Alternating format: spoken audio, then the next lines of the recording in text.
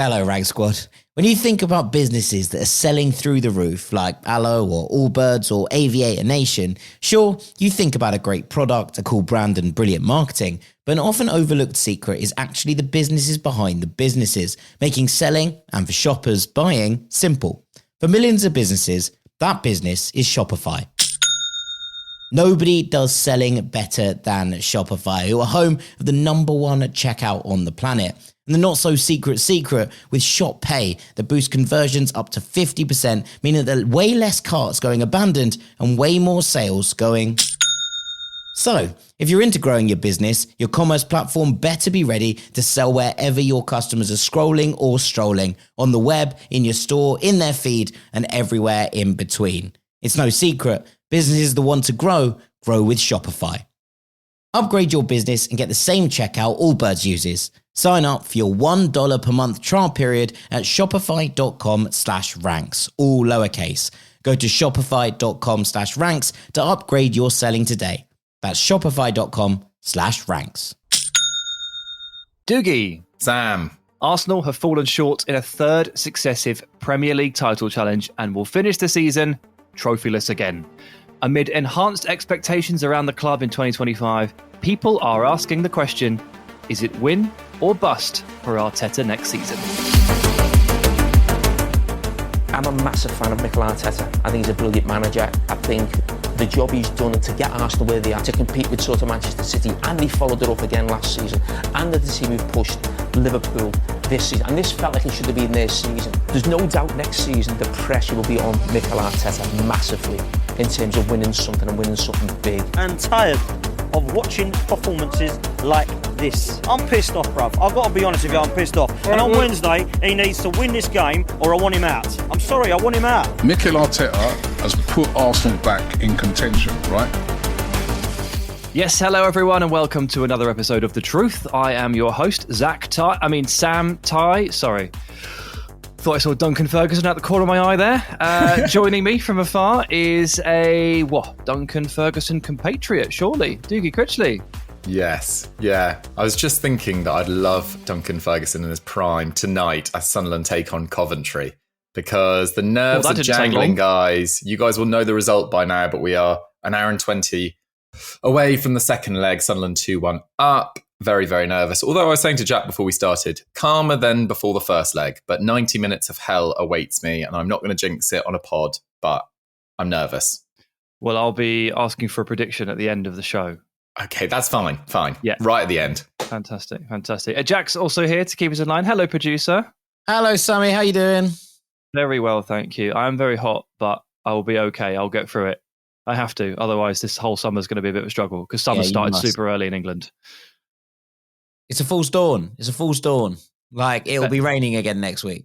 It better not be a false dawn. We literally didn't get a summer last year. We are owed 2 summers. I will take them back to back. Today, we're talking Arsenal. And we're going to take that headline question, is it win or bust for Arteta next season? That I think, if we're being really honest, like it's being posed by outsiders and pundits than it is actual Arsenal fans, but it is a talking point nonetheless. And we're going to put that question to the test. I'm guessing, Jack, we'll bring you in first here, chief of narrative. This conversation come to a head based partly on that banner we saw at Anfield. Yeah, I mean, the banner said, always the bridesmaid, never the bride, with a picture of Mikel Arteta in a bridesmaid's dress, which was, 1, incredibly funny, and 2, has thrown up this debate over whether he's underperformed in his time as Arsenal manager. And I think there are questions that can be asked. I think that there are discussions that can be had around this. So we'll see what we get to. If I have to play devil's avocado for a little bit later on, I will do my best to bring that up. But there was also the song, which you saw. So Mikel Arteta doubled down ahead of the game, basically saying, no, we were the best team in Europe. Arsenal are unlucky not to be in the final. We were the best team in Europe in the competition, to which Liverpool fans sang, best team in Europe, you're having a laugh, for a lot of the game. So that also plays into the discussion, I think. For what it's worth, if you're interested, if you're the kind of person that looks at omens, in this banner, where Arteta is depicted as a bridesmaid, he is holding the bouquet. So that would suggest he's next in line. He's caught it. Like, a trophy is firmly on the horizon, because that's kind of how it goes, right? So that's good news, I say. I think that banner is good news for Mikel Arteta. But let's get into the discussion. Dougie smirking at me. Dougie, I will throw it to you now. When I presented our topic last week to you, you said that you were undecided and you listened to me for 35 minutes and then decided to agree with me, which is the right move. However, this week, you have a stance, don't you? So please, take it away. Yeah, I mean, I had opinions last week as well. It wasn't just a pure 35-minute monologue, and then I said, yes, Sam, you're right. But no, I think going into this one, I am much firmer set in my opinion. And I'm not known as a fence sitter, but maybe I did let myself down slightly last week. But this week, I think this topic's a little bit silly, but it is worth talking about because there's clear signs of progression. There is a debate now about whether Arteta is the man to take that final step, which I think is valid.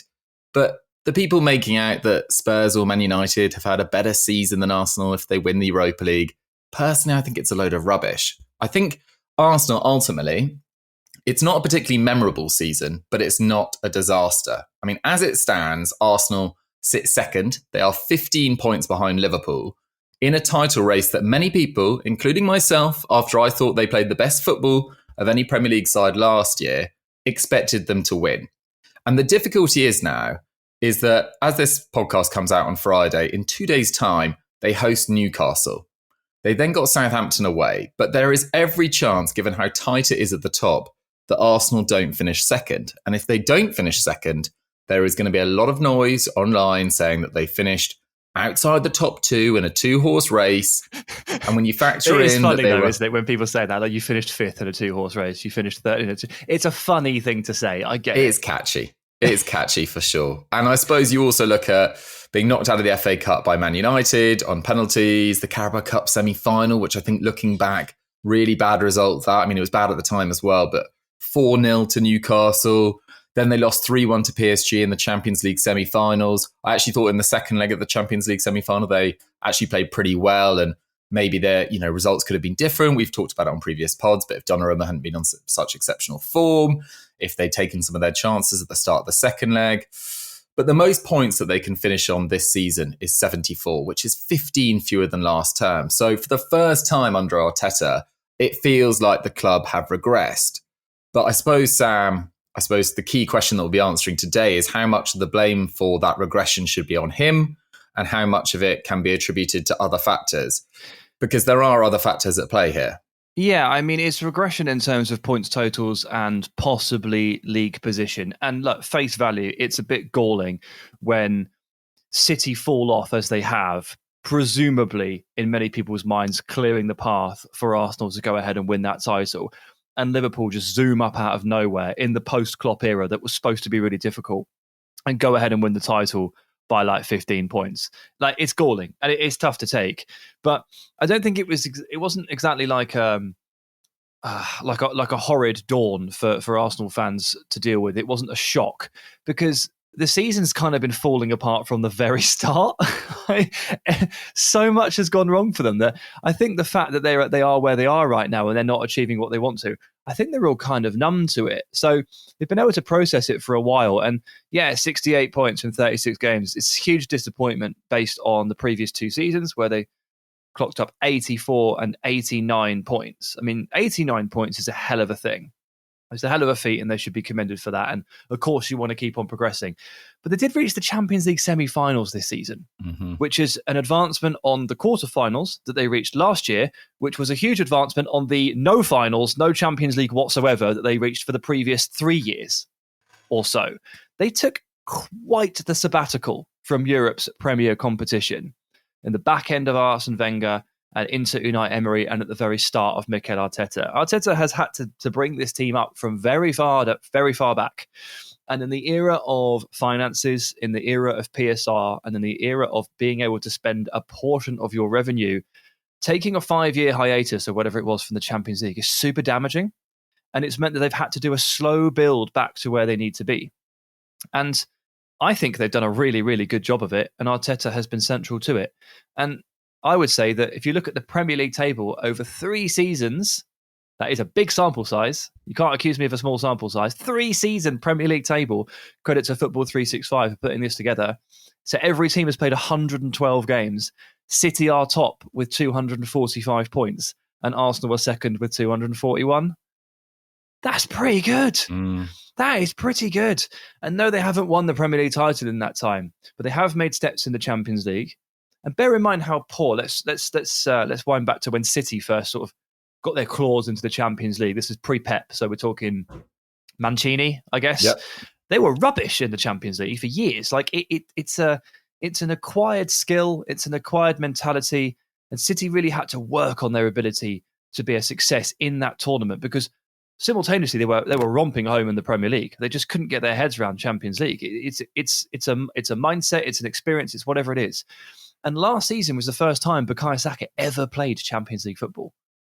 I say all this because I'm trying to explain to people like how far Arteta's had to move in such a short space of time. And over the course of the last 3 years, they've been clearly the second best team in England. It's a shame, a big shame, and a disappointment that they have not won any silverware during that time. And I know that the fans don't care that they won a Community Shield 5 years ago. That doesn't help at all. But this is a sustainably good team that has been built to be sustainably good. So first port of call here, I'm impressed with what they've built, giving themselves a chance to be successful moving forward. Okay, but then that brings up the first point, right? Like, and I think that there is an argument to be had here, and I don't think there's any discussion around the fact that Arteta has brought the floor up so much as Arsenal manager, right? As Arsenal coach, and for what it's worth, I think he's coached the hell out of this team. Right, like I really do. I think that in terms of what he's put together and some of the tactical plans and even the game, against PSG the other day, I thought that between the boxes, and he said this, they were the better side. The problem is that he also made the point while saying that they were the better side in the tie, that they weren't good enough in either box, which is kind of where it's decided. So my question mark isn't necessarily about has Arteta made Arsenal better? Of course he has, right? There should be no debate whatsoever over the idea that Mikel Arteta has made Arsenal better. The problem is, and you'll remember this, when City started winning things, just before, after the takeovers and all of that, what did they do? Well, they got over the line in a couple of cup competitions and they learned how to win silverware. Now, obviously, Arsenal won the FA Cup in Mikel Arteta's first season there, but that was a very, very different team. And then he spent the next sort of 2 years clearing out that team and bringing in his own players to kind of make a difference. Now, there has been, I think, significant improvement year on year until perhaps this point, but there hasn't really been a moment where you look at it and think, okay, they've got over the line in a moment. And I think that this cup competition thing is something that we should talk about because it's been, in terms of Arteta's record since 2020-21, which was his first full season, they have not got past the semi-finals in any of the other competitions, right? In 2020, 2021, they get knocked out in the quarters of the Carabao Cup and the fourth round of the FA Cup and then the semi-finals of the Europa League. In 21-22, they get knocked out in the third round of the FA Cup and the semis of the Carabao Cup. In 22-23, they get knocked out in the fourth round of the FA Cup, the third round of the Carabao Cup, the round of 16 in the Europa League, third and fourth round of the FA and Carabao Cup in 23-24 and the quarterfinals of the Champions League, and then semi-finals of the Champions League, semi-finals of the Carabao Cup, and third round of the FA Cup this year. And what is his problem with the FA Cup? Why have they been so bad? Third round, fourth round, third round. It is abysmal. It is abysmal. But I think the question isn't, necessarily whether Arteta has raised the floor. That's kind of not up for debate. The question is, can he raise the ceiling? And I think this is where the discussion comes from around the Arsenal fan base and potentially around the wider media as well. And I agree with your point, Sam, that I think this is being talked up by the wider media in a wider way than it is with Arsenal fans. But I also thought I'd spend some time on the Arsenal Reddits and the Arsenal kind of forums ahead of this to kind of try and get a little bit of a gauge in it. And it's very interesting. There are raging debates left, right and centre on these forums about whether Arteta is the man to get Arsenal over that line. Doesn't sound like Arsenal at all. Well, I don't think it's quite as cut and dry as this is coming from outside the club and everyone here believes in the project, because there is more than that, I think, in terms of what I've been reading over the last sort of 24 hours or so. So on that context, it becomes a discussion point of not, has Mikel Arteta done a good job with this Arsenal team? Because the answer to that is yes. The question is, can he get over the line? And then takes us back to the podcast title is next year the point where you go, you've got to go and win it now? Because you look at the kind of net spends in the last 5 years, Arsenal are fourth in that table behind Tottenham, United and Chelsea. Okay, they're doing better than all three of those. But equally, there is a sense, I think, with Chelsea that it's just a different question entirely in what they're doing. United have spent frivolously for many, many years, and people have kind of laughed at that. And Spurs have, relayed an outlay over the last couple of years to get to them to a point where they're looking forward as opposed to looking back. But I think when you put Arsenal in that conversation, they're just above Newcastle. They're about 100 or so million above City in that 5-year net spend.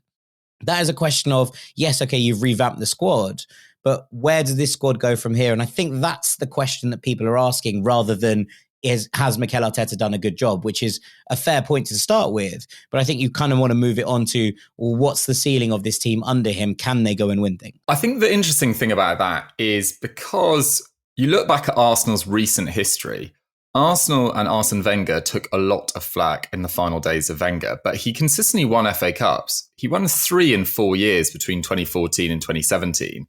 I don't think there's a single Arsenal fan alive that would swap those seasons for what they've been through, well, excluding this season, but last season, 89 points, most goals scored since the Invincible campaign.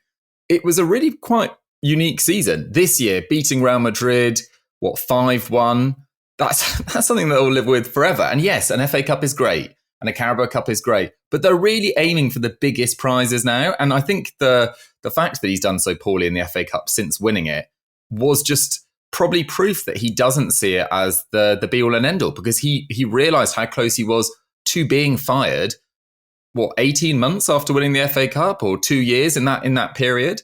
So it clearly bought him some time, but it's not the be all and end all. He's going for Premier Leagues and Champions Leagues. And aside from this year in the Premier League, where there's been a clear sign of regression, there is evidence that they are getting closer and closer. And I think I'm with Sam, if you keep on putting yourself in the shop window, getting to top 2 finishes in the Premier League, getting to the final 4 of the Champions League, eventually you do it. I think the frustrating thing for Arsenal this year is so much of that, particularly in the early part of the season, felt self-inflicted. So they won 5 of their opening 7 games. They drew against Brighton and Man City. That was when Rice and Trossard were sent off. They sat third at that stage, but they were only 1 point behind Liverpool. They then went 4 games without a win. They lost to Bournemouth. Saliba was sent off. They drew 2-2 with Liverpool. They lost 1-0 at Newcastle and drew 1-1 away at Chelsea. By the end of that run, they were 4th. They were 9 points off Liverpool, who won 9 of their opening 11 games. So the title was kind of done for them. I know we all kept on talking about it, but kind of at the start of November. Liverpool then went on a crazy 26-match unbeaten run. And when they did drop points, and I think this is the most important point, Arsenal failed to capitalise. So Liverpool draw 3-3 with Newcastle. The next game, Arsenal draw with Fulham. Liverpool then draw with Fulham. Arsenal draw with Everton. Liverpool draw with United in January. The day before, Arsenal had drawn with Brighton. Liverpool draw with Forest. The next game, Arsenal draw with Villa. You get the picture. They have just failed to capitalise on any mistake that this pretty flawless Liverpool side, at least until April, made. And when you are factoring that in with some disappointment in cup competitions, particularly in the Carabao Cup and FA Cup, the noise is getting louder. But then I think there are signs of progress. They are unbeaten against top 6 opposition this season in the league. They have had 6 red cards, and a lot of people will have very little sympathy for that. Some of them have been unlucky, some of them have been stupid, but that's more than any other side. They only got 2 last year, and only 4 sides got fewer. I don't really subscribe to this idea that they've got a discipline problem, but some people say Arsenal are too emotional, and they're led by Arteta, who is a very emotional man as well. So you factor in the red cards, and then the injuries as well. Saliba, Rice, Odegaard, Gabriel, White, Saka, they all started 34 league games last year. It was a phenomenal injury record. This year, Raya started 36, Saliba 34, Rice 31. That's it for players starting over 30 games. Saka has made 19 league starts, Odegaard 25, Havertz 21, Ben White 11, Calafiori, a new signing, just 11 as well. And my final point on this little sort of monologue before I hand over to Sam is that progress is not perfectly linear. City finished third in Pep's first season before hitting 100 points in his second. Chelsea were 10th in 2015-16 before winning the league in 16-17. And look, you might say that was Pep's second year in the Premier League. That was Conte arriving at Chelsea. But Liverpool went 8th, 4th, 2nd before winning the league in 2019-20. If Klopp or Liverpool, and there was noise around Klopp and Liverpool, that Klopp was a loser, effectively, in his first few years, and they lost a number of finals. And yes, Arsenal haven't even got to finals, really. But there was a certain amount of negativity there. And I think stylistically, you can see progress with Arsenal. You can see it in the mood around the club. You can see it in the quality of players they're able to attract. And it does feel like they aren't that far away. And with some smart additions this summer, and you do expect them to spend heavily this summer, I can actually see Arsenal challenging for the Premier League once again and potentially going even a few steps further in the Champions League. I think it's a really, really open Premier League next year. Well, a few steps further in the Champions League would be they win it. So you just tipped Arsenal for the European double next season. So well done on that one. They could be in the discussion for sure. I said I'd ask you for a prediction at the end of the pod. I meant Sunderland, not Arsenal's European dreams. Arsenal fans will be hating that as well, given my reputation for cursing. Ah, the Critchley curse. Indeed. Deary, deary me. Well, we might as well end the pod here then. Obviously, they're going to progress even further.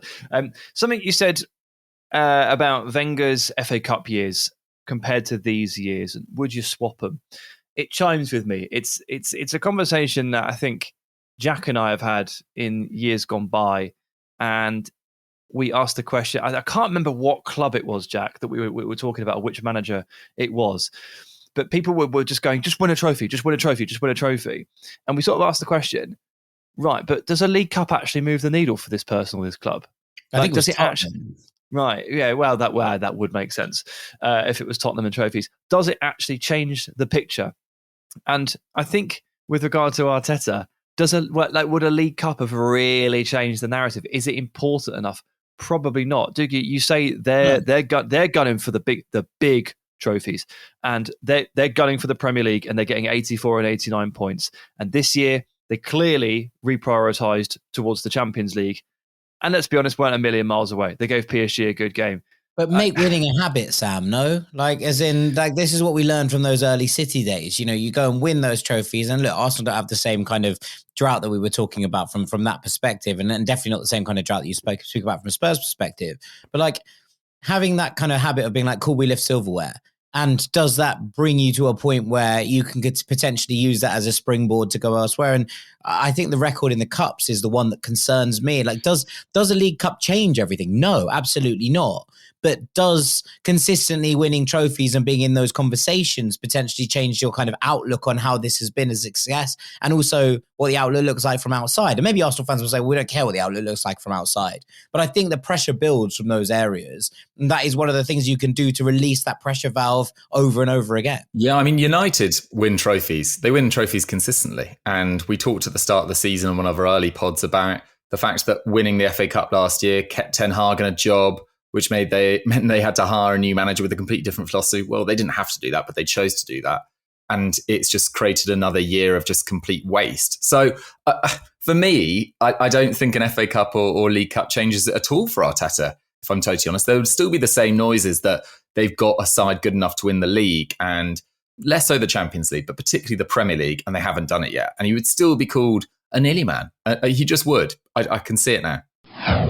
Hello, Rag Squad. When you think about businesses that are selling through the roof, like Aloe or Allbirds or Aviator Nation, sure, you think about a great product, a cool brand and brilliant marketing, but an often overlooked secret is actually the businesses behind the businesses, making selling and for shoppers buying simple. For millions of businesses, that business is Shopify. Nobody does selling better than Shopify, who are home of the #1 checkout on the planet. And the not so secret with Shop Pay that boosts conversions up to 50%, meaning that there are way less carts going abandoned and way more sales going.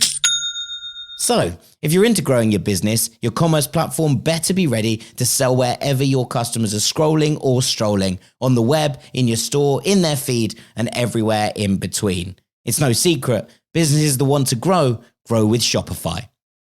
Upgrade your business and get the same checkout Allbirds uses. Sign up for your $1 per month trial period at shopify.com/ranks, all lowercase.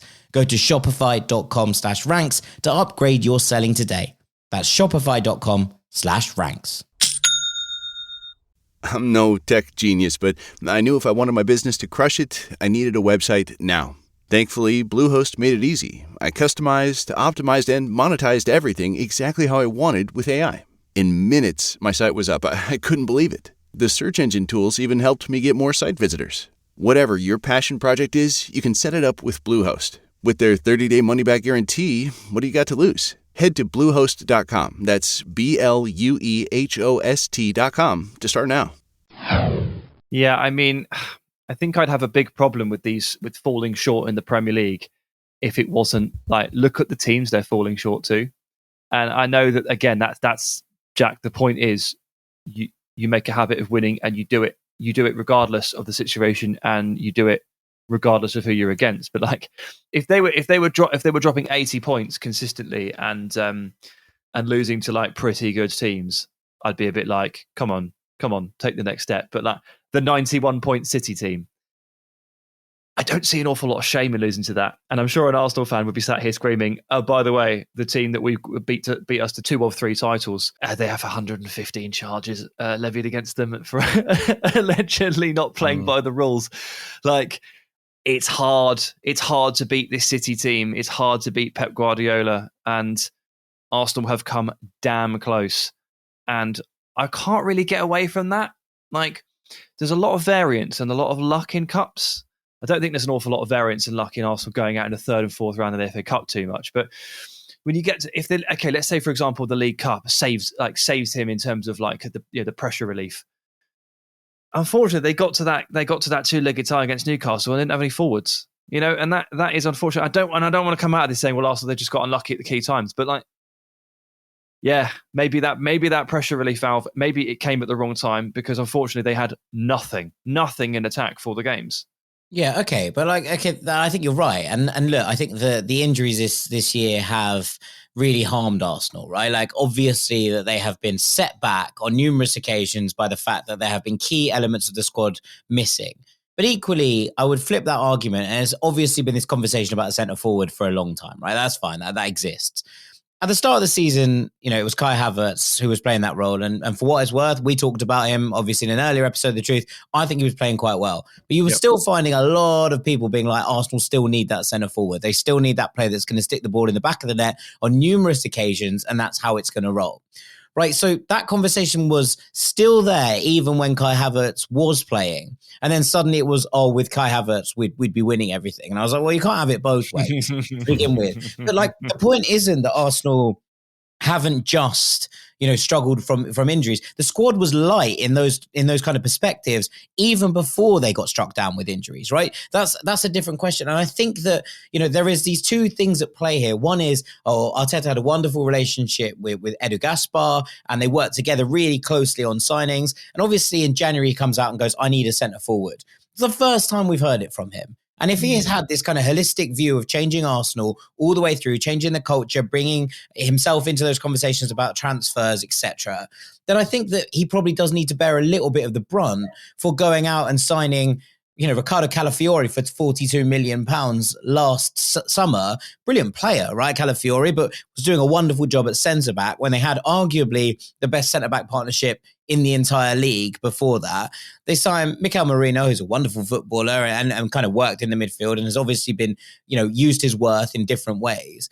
But you're kind of looking at what they've put together there and be like, well, hang on, if you knew Miles Lewis-Skelly and, Arteta's the one talking about using Hale End more and understanding the academy graduates and finding spaces for them, then why did you sign a 4th left back to begin with? And secondly, on that discussion point, like, could that £42 million not have been used differently on a striker that maybe would have, or a left winger if you want? I don't really mind what you look like in this play, but on an attacking player who's going to take the brunt off Saka a little bit and who is going to give you those comments. And Dukes, you said it a minute ago, I expect Arsenal to have a big summer. I expect them to go out and sign a top-class left winger. I expect them to sign a centre forward, and it looks like they're going to sign Zubimendi as well. That would be an incredible summer, and it would take Arsenal probably to the place that they need to be. And I think that the answer is, yeah, Arteta definitely should get next season. But the question isn't really that. The question is, why did nobody, and if Arteta does have this holistic view of the whole club, why did those things not get pointed out last summer when they had that money to spend? So I would say I don't blame anyone, first of all, for considering the striker to be the last piece of the puzzle. Like, I don't blame anyone from building the team from the back forward. And Arteta is fully guilty, in my mind, of signing too many defenders and spending too much time changing his goalkeeper, cycling through goalkeepers like crazy, and not addressing probably at least the depth, if not the overall quality at the top of the pitch. But if Arteta came to the decision, along with Edu probably, that the finishing piece here is the finisher, I don't blame him. He's built from the bottom up, and he's got to the point now where they are possibly an elite forward away from making the leap they need to. I think that's fine. And I don't think it's a problem they didn't do it in January, because they literally had no sporting director employed. That is not a good time. Not a good time to be doing that kind of business. Not a good time to panic buy Ollie Watkins, etc., etc. Hold off to the summer. It does bring us to this summer, and it does bring us to a critical point in Arsenal's recent history, which is, if Arteta has accepted that a top finisher is needed, and he's also possibly accepted that he has too much faith, too much trust in Kai Havertz to a point, and he leans too heavily on Saka and Martinelli and wants to diversify, then I think fans will be very, very happy to hear that news. And also, if Arsenal have decided that, as effective as they are, and take nothing away from them in that regard, are they a bit too blocky, a bit too defensive at times? Do they lack a bit of creativity? Are they a bit too reliant on set pieces? And why did they take 1 minute per throw-in? Can you stop doing that? That is really, really annoying. It ruins everyone's day. These things also need to be taken into consideration. And a bunch of that stuff is Arteta. Like, he has had 5 years to build a team that is in his image. And this is the team. Can this model work? Can it get over 90 points? Can it topple City? And what does it need? Those are the massive questions for the summer. Dougie, Jack has just reeled off a bunch of possible moves there in terms of position upgrades. Are there any positions that you'd add to what Jack said there? No, I don't think there's any major outgoings expected. I think I've seen a lot of people talk in the last 10 days in English media, and I think it's because he's had such a good end to the season, about Rice and how happy he'll be at the club. For me, he's not the one I worry about at all. It's William Saliba, for sure. Like, Real Madrid have Dean Howson saying, I want to join you this summer. They have a Dean Howson backup slot ready.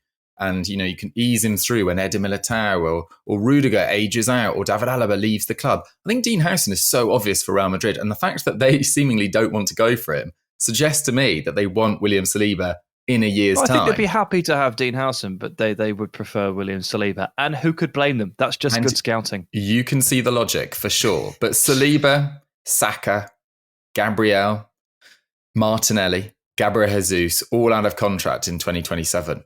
2 years to run. And look, you imagine they'll be able to extend at least Saka at the very least. I'm not trying to suggest that these players want to leave right now.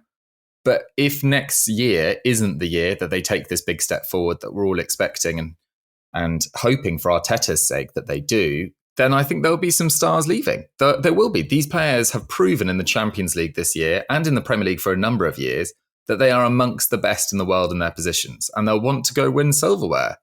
And I think the signings that we're talking about, whether it's the utility forward or a bit more creativity in midfield or that point man striker, they have to make the difference going forward, because that is the key issue with Arsenal right now. I mean, their defence is still very good. 33 goals against in 36 games. It's not as good as last year, but it's pretty solid. But this year, only Juventus, Osasuna and Everton have drawn more games than Arsenal in Europe's top 5 leagues. 19 sides in Europe have created more XG. That cannot continue if you want to win league titles. So get this summer right, and it is a big ask for a guy that was only announced in March. And you imagine Jason Ato, Edu's understudy, who was in charge in the January window, will have had a huge say in who arrives this summer, as will Mikel Arteta, as we talked about in our Berta episode, that he was involved in the recruitment process of the sporting director. This is a big, big season for Arteta. And I think in all honesty, I wouldn't want to see him lose his job, and I don't think he should lose his job. But in a year's time, the few podcasts and the bit of chat online and the occasional mention of it on TV, it will get very, very loud. I just caveat the stats there about the XG and the draws. Obviously, a lot of these draws have come from the point where they've more or less sacked in the league season due to injuries and Champions League focus. So a little bit of a caveat there, but still draws beforehand though as well. Yeah, agreed. And also, I'm not even just going to fully exonerate from those draws, because even though they have got injuries and even though they have switched their focus, they simply should not have drawn some of the games they've recently drawn. It's ridiculous. You need to sustain momentum, and you need to make sure. I think it comes back to what Jack just mentioned: habit of winning. Even if you play badly, they should have developed a way to win a couple of those games. But it's a small detail. It doesn't really matter. I think when you look at Arsenal's squad, you look at the first 11 quality. Jack's referenced potentially the best Premier League centre-back pairing. Saka, one of the two best right wingers in world football. Odegaard, one of the best in the centre. Zubimendi will upgrade the team, of course. You're starting to get the feel of a really, really good team. But one of the reasons I sort of mentioned where Arteta had brought Arsenal from in the last 5 years earlier is because even this squad looks light on quality depth compared to the likes of City, who have just been entrenched up there for 10 years. When you have Manuel Akanji and Nathan Ake and Ruben Dias and Josko Vardiol to call upon at centre-back, plus Kuzanov and Reis, this is a different level. And Arsenal have reached the point where their next man up probably needs to be better. And that's another reason why I think it's a big summer. It's not just about pursuing that number 9. It's about the fact that whoever they buy for the wing or the forward line rotation to sort of step in here and there for Martinelli and Saka, as much as Trossard has been a success, and I will accept, Jack, that I got that transfer wrong 2.5 years ago when I said he wouldn't be good enough for Arsenal when you said he's going to be brilliant. The backup probably still needs to be better than Trossard. And as good as Kivior has done standing in, the backup probably needs to be at a high caliber than Kivior. It's just the ruthless nature of being an elite club and being at the very top. And it's taken Arsenal a while to get there, but they are more or less there. I would go one further. I would say that they need to upgrade Gabriel Martinelli in order to actually compete. I think that there is a level here where you can't have the goal-scoring burden not shared out here. And look, Rodrigo is stuck there at Real Madrid wanting to play on the left, behind two people in the pecking order there. He's dropped down behind Arda Güler in recent weeks. I think next year when Fede Valverde potentially has to play on the right wing to cover for Trent if they're playing with a 4 at the back, so that you have a hard-working, right winger in there in order to allow Trent to flourish in those spaces. I just can't see a space for Rodrigo going forward. Now, I think Rodrigo is absolutely wonderful. And I'm sure that Real Madrid fans would be loath to let him go at this point. But if you're going to lose one of that kind of front three that we saw at the start of this season, I think he's the one that is the most likely to leave. And I think that if Arsenal went, look, you become our left winger, Gabriel Martinelli becomes your swing player who can cover for a bit on the right and on the left, and he has that kind of role, suddenly you're talking about a very different proposition. If you sign number 9 and Rodrigo and your front line is, I don't know, one of Gyökeres or Šeško with Rodrigo on the left and Saka on the right, that's a proposition that terrifies opponents in a way that Arsenal do not right now. Now, I appreciate that the answer to all of the problems is not just go out and spend money, but I think that we've got to a point now with Arsenal where there are not only the team in front of them in Liverpool. You'd imagine City are going to be back to some sort of element of competitiveness next year. Chelsea are starting to work things out, I think, a little bit. Now, whether that's going to be next year or in 2 years' time or in 3 years' time is kind of an irrelevant point. But they will work it out at some point. They won't go away, is the point. Because as Forrester found out this year, if you throw enough money at the wall, eventually it works. And when you put those things together, there is going to be competition kind of rising. You need to elevate yourself constantly to remain in these conversations. And I think that Arsenal probably have to make the relatively difficult decision to be like, Gabriel Martinelli has stalled for 2 years. We have not seen him at his best for 2 years. Is it now that you make that, that chance to, okay, go and earn your spot back. Go and make sure that we can't drop you. We're going to bring in someone in to really, really push you. Go and make that spot your own. I think that's where Arsenal need to be in terms of their rotation right now in order to compete at this point. Yeah, I saw a transfer link the other day to Lee Kang-in, and I was like, I love Lee Kang and I think he's a wonderful player. And he's played about 2,000 minutes for PSG this season. He's dipped in and out the 11. He plays wing. He plays attacking 8. He plays 10. He can even play false 9. He's played a bit of false 9 for Lucho. He'd actually be really good cover. And then I thought, but is he actually is he elevating you? Is that what takes Martinelli to the next level? Does he step in for Saka for 10 games? And I thought, actually, probably not.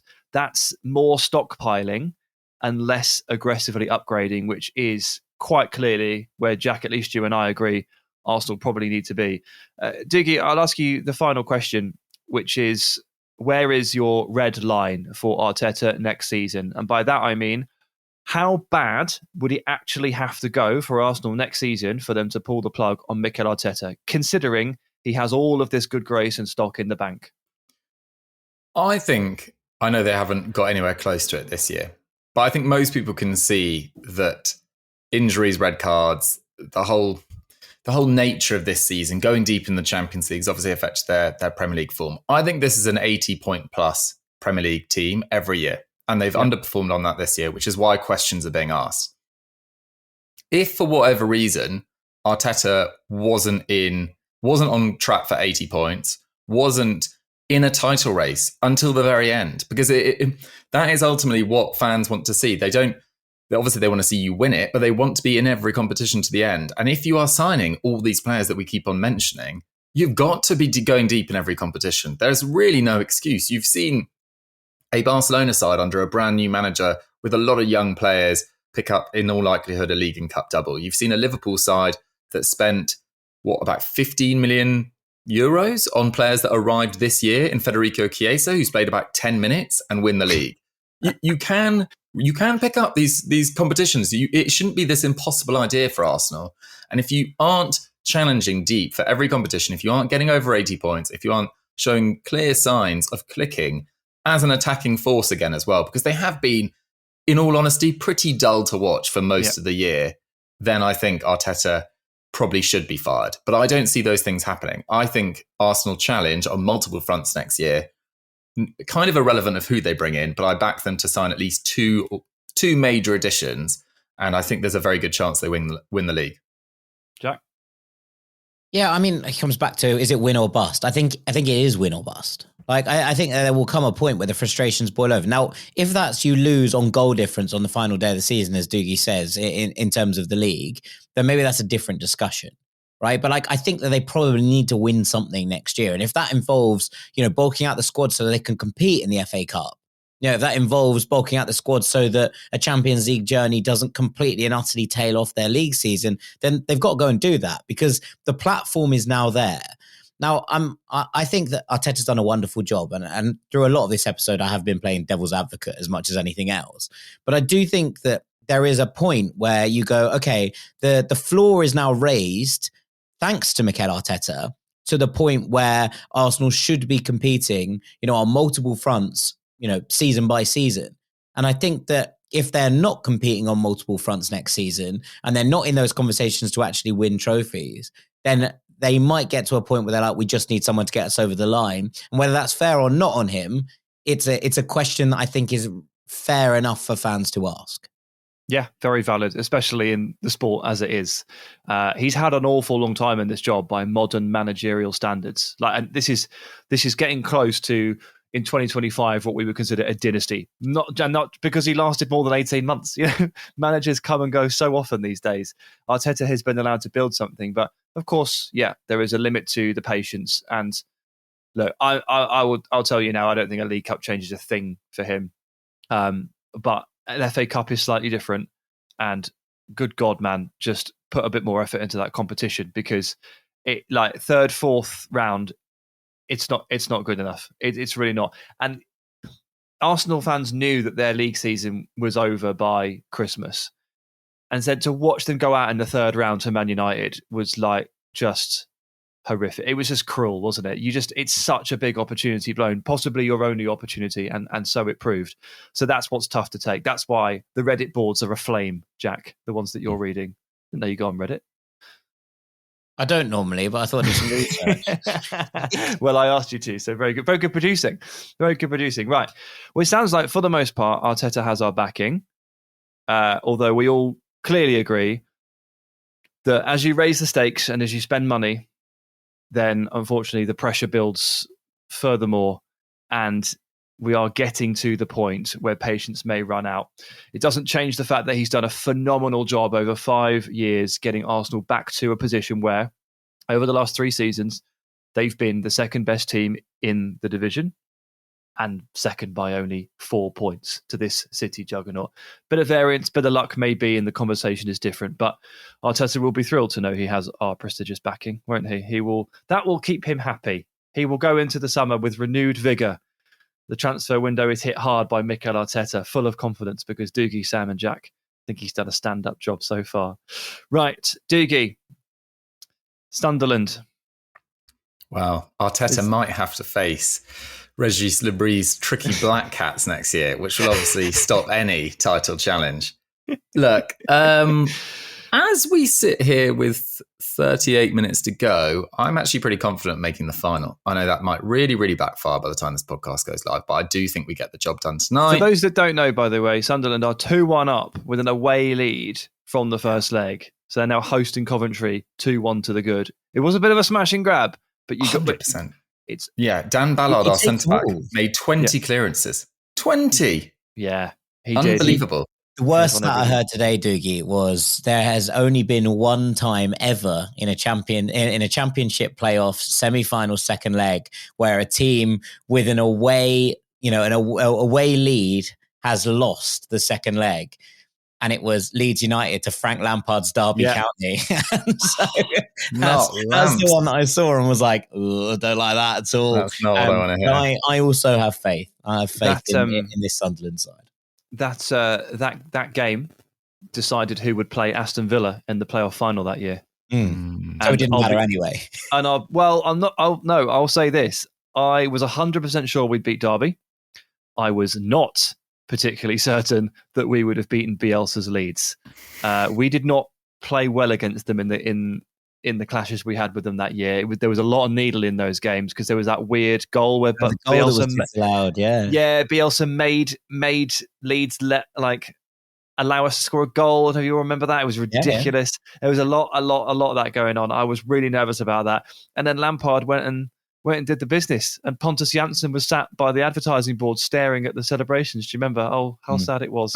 Well, judging by public reaction to my beautiful 1999-2000 Sunderland shirt today, I think we are the neutrals' favourite going into... I mean, we haven't even reached the final yet, but if we were to play Sheffield United, I don't think anyone wants to see Sheffield United back in the Premier League, bar Sheffield United fans. Bar Blades fans, yeah. And everyone kind of doesn't really like Frank Lampard. I quite like him as a manager and as a person, but he was taking a lot of flack in the office today.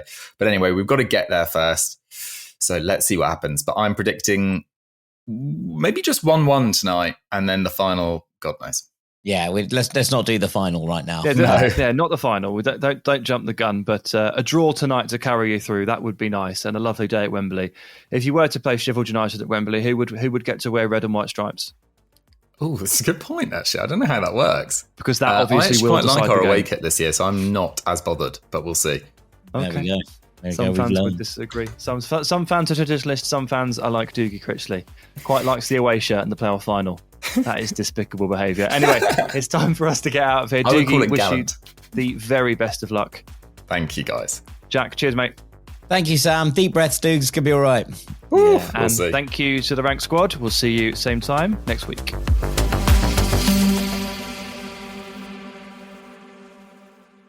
Hello, Rag Squad. When you think about businesses that are selling through the roof, like Aloe or Allbirds or Aviator Nation, sure, you think about a great product, a cool brand and brilliant marketing, but an often overlooked secret is actually the businesses behind the businesses, making selling and for shoppers buying simple.